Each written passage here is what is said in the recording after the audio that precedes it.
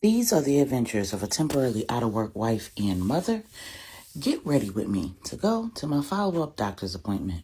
Not to beat a dead horse, but you all know I was in the hospital from Sunday to Wednesday. And it was one of the scariest moments of my life. I share a lot on these here apps, but I'm not about to go into any crazy details about that there. I survived, I'm alive, and I'm thanking God for it. If you hang around for this video though, I do plan to include a hilarious clip of the paramedics returning to my house because they were in such a hurry to get me to the hospital that they left their go bag, the bag that they have all their medicines, gadgets, and gizmos in.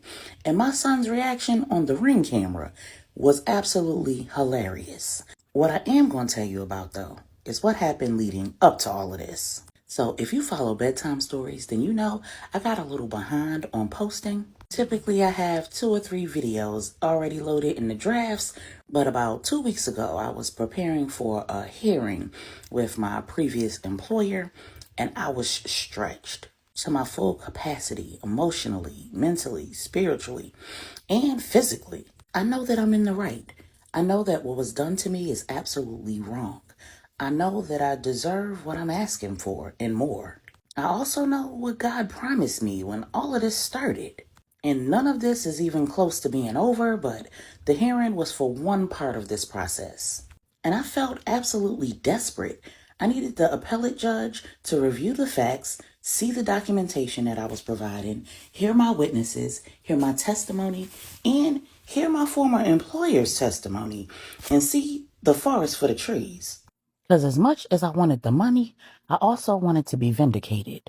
Here I am, a 20-year career employee, an educated professional, highly skilled, competent, high performing, and one of the most knowledgeable employees on the team. And you've terminated me, not because of poor performance, but because my spirit aggravated your demons. My joy and my peace made you angry. My audacity to be a God-fearing Black woman in a predominantly male white environment, to be the trusted voice on the issues and matters that our team was responsible for addressing and not you, despite the fact that you were in charge. My unapologetic determination to be me authentically, without fear or hesitation, made you feel inept, inadequate, and challenged your long-held beliefs that you were superior to all others, not just based on your rank, but your race.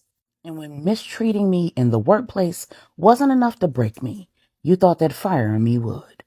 And then I had the unmitigated gall.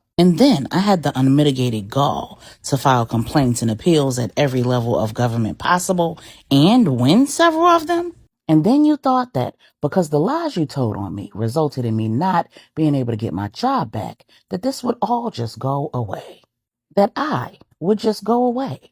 And you thought that when my initial submission was denied, that I had no chance at appeal. So you weren't even properly prepared to defend the decisions that you'd made. You thought you could hum and high and BS the appellate judge the same way you'd BS'd me, the same way you'd BS'd the human resources staff. But when the rubber met the road, the appellate judge used the exact words that I used during the hearing in her decision, and God did exactly what he said he would do. Now, what on earth does all of that have to do with the fact that the day after I found out that I won my appeal, I ended up in the hospital?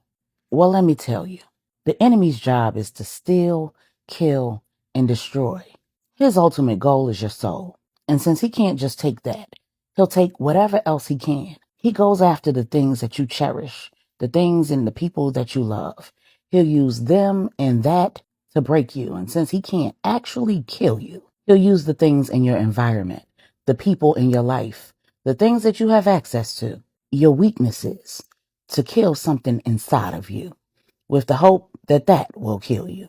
When you know that you are right, when you know what's right, and you keep seeing wrong winning, it's real hard to trust God.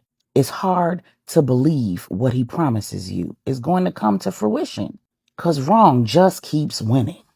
But you cannot, I cannot, we cannot let what we see have us stretched. 'Cause it'll send you to the hospital for 4 days. God will do exactly what he said he will do. And it may not look how you think it should look, but it'll happen. Now, here's that hilarious video for you. Hello? Did you leave your bag in the house? Yeah. Nobody's home. We all went. Yeah. Well, is there any way that any of them could come back to help us get our bag? Y'all have a key or something? One of y'all gonna wait.